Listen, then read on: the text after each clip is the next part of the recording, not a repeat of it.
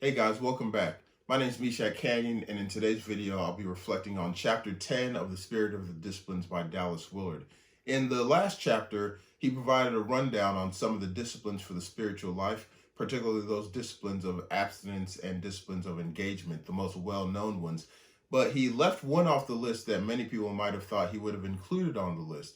That is poverty. Many of the most well-known Christians happen to be poor.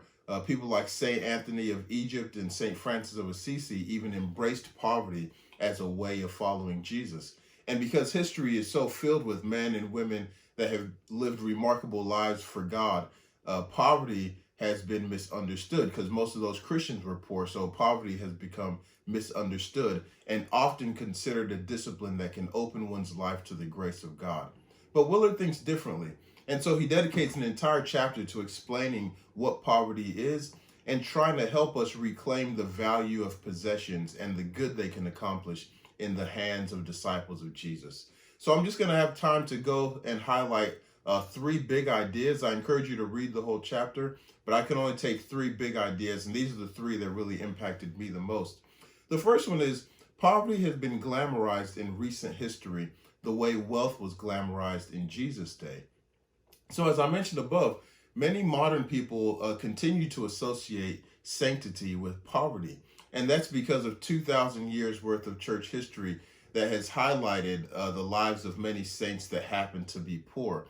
And in doing so, many have come to think that if one wants to become saintly, they have to give up all their possessions to the poor. And to even go beyond that, some have even come to view possessions themselves as inherently bad. Well, Willard points out in this chapter that this is a complete opposite view than the one in Jesus' day. In Jesus' day, the view was that wealth was a sign of God's blessing, and to be poor was to be under God's curse. This is why many of Jesus' teachings seem to be opposed to those who are rich. Willard suggests that Jesus taught against the prevailing assumptions in his day, but he wasn't handing out new laws for people to obey. Therefore, when he said, "Blessed are the poor," or "Woe unto you who are rich," he wasn't stating that to be rich is to be woeful. And he's definitely not saying that to be poor is to be blessed. For that kind of teaching would go against his overall message that the true life of blessing is found only in the kingdom of God. So when Jesus would say something like that, it would serve more as a wake-up call to jar people into a new kind of thinking, not into a new kind of legalism. He's not saying that the rich are definitely cursed. He's not saying the poor are definitely blessed. Anyone who is rich or poor knows the truth of that statement. And this kind of wake-up call might be needed again for those in our day who think that the good life is still found in either being rich or being poor. The good life is found only in a life that emerges from the kingdom of God. I also appreciated the fact that Willard points out the damage that having a glamorized perspective on poverty can have on people. The so-called vows of poverty that our religious heroes were called to take is not the same kind of poverty that the single mother of two who has to work 3 jobs to barely survive is experiencing. When you take a vow of poverty, you have the support of an entire system, entire community behind you. For example, one of my heroes, St. Francis of Assisi, I remember there's a story about when he went away to be alone with God for an extended period of time. But he had some of his fellow friars, some of his brothers, to come every few days and leave a loaf of bread for him. To be sure, a loaf of bread every few days isn't fine dining, but that still contains a guarantee that those who are truly poor don't have.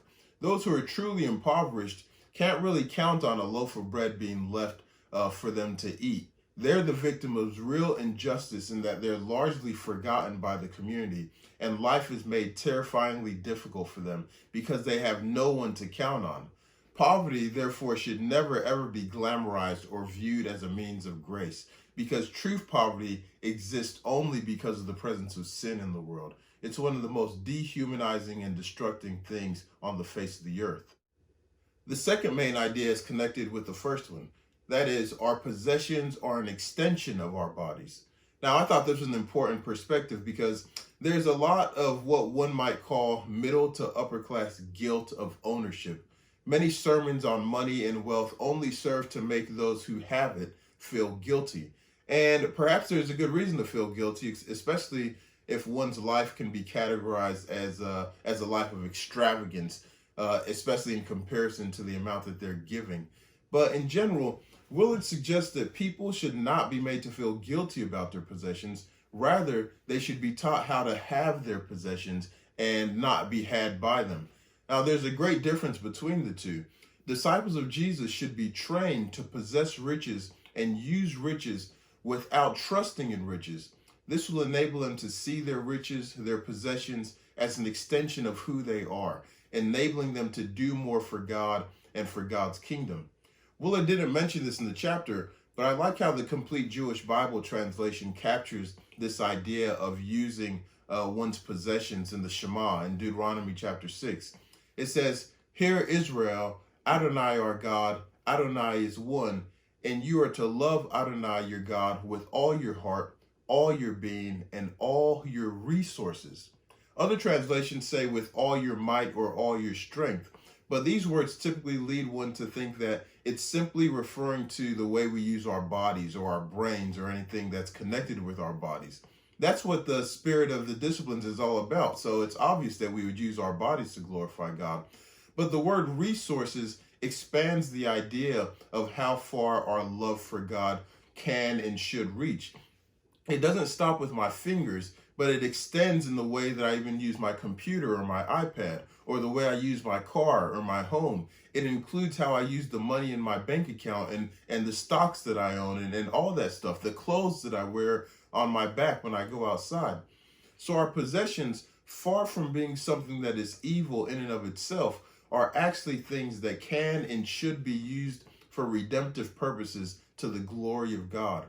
As Willard says, to assume the responsibility for the right use and guidance of possessions through ownership is far more of a discipline of the spirit than poverty itself.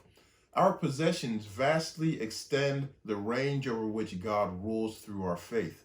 It would be much easier to have no possessions, but it's a sign of Christian maturity to have and use our possessions to the glory of God.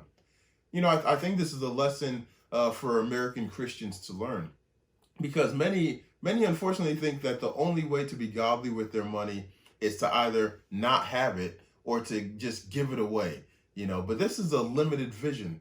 They can also think of ways to keep their money and grow their money to the glory of God.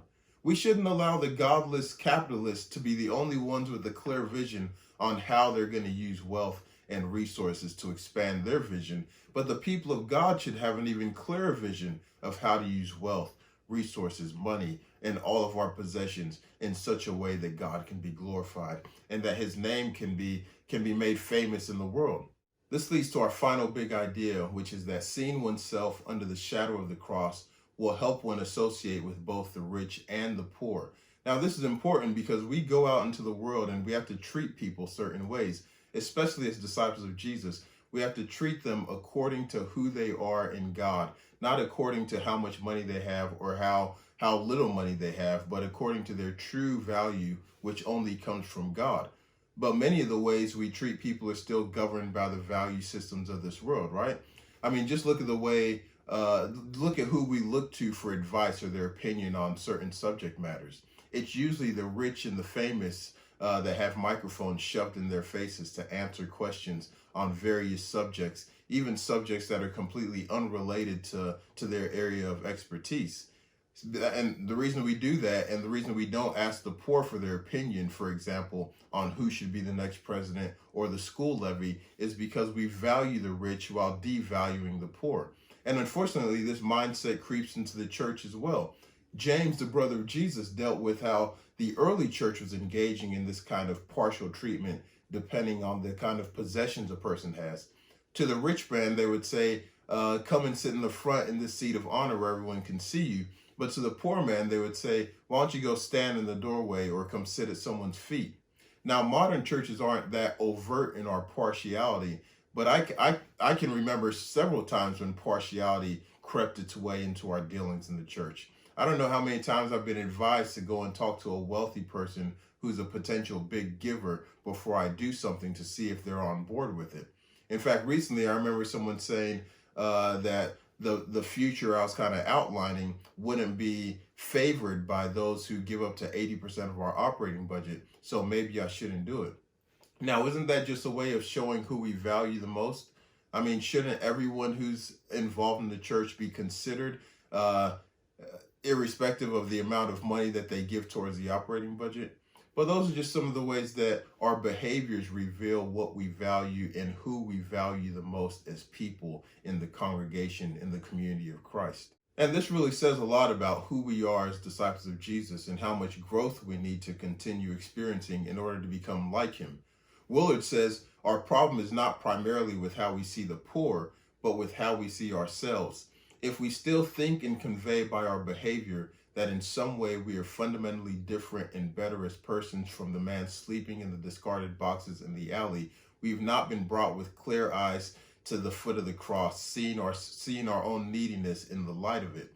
We have not looked closely at the lengths to which God had to go to reach us. We have not learned to live always and thankfully in the cross's shadow.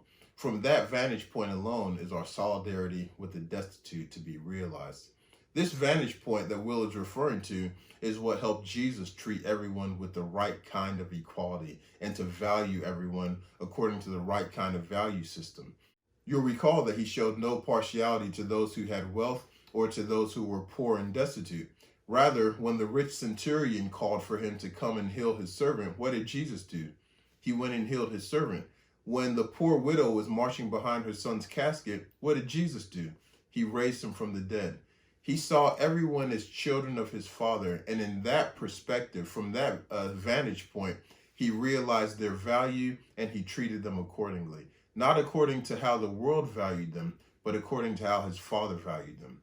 Now, we need to gain the same kind of vision, and it may begin by considering what it is about ourselves that makes us well off, because we can't fool ourselves as easily as we'd like to think. Those of us who trust in wealth in order to see ourselves as valuable, we know that we trust in wealth. And it's not just a possession of wealth, but if you're not wealthy right now, you know if the reason you don't consider yourself as valuable is because you're a have-not at this point.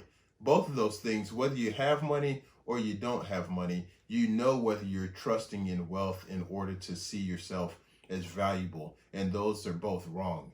As Kristen Getty sang in one of my favorite songs, my worth is not in what I own, not in the strength of flesh and bone, but in the costly wounds of love at the cross. So as we learn to see ourselves under the shadow of the cross, it will also help us see everyone else through the divine perspective. And in that vision, we can do nothing other than treat each person, including ourselves, as children of the King, regardless of their earthly standing. In fact, right now, if you have a problem understanding where your true value lies, you should remember your Father in heaven owns everything that was ever created. So your value is in the fact that you are a child of the Father of heaven. You are a child of God. That makes you more valuable than anyone who thinks their value system lies in the size of their home or the price of their car or anything like that. Well, those are the ideas that resonated the most with me. I'm sure you have some different ones if you read the chapter. It was a very good chapter. So if you do have some different ones, I'd like to hear about them in the comments section. So why don't you go ahead and leave them if you'd like to. But here's a brief recap of some of the ideas that I mentioned. The first one was that poverty has been glamorized in our day, the way that wealth was glamorized in Jesus' day. The second one was that our possessions are an extension of our bodies. Therefore, we can use our possessions to glorify God. The third is that seeing oneself under the shadow of the cross will help one associate with both rich and poor as people whose worth is found in the fact that they are children of God. Well, thanks again for watching. There's one more chapter in this book, so be on the lookout for that video. And until next time, remain in the love of God. Peace and goodness.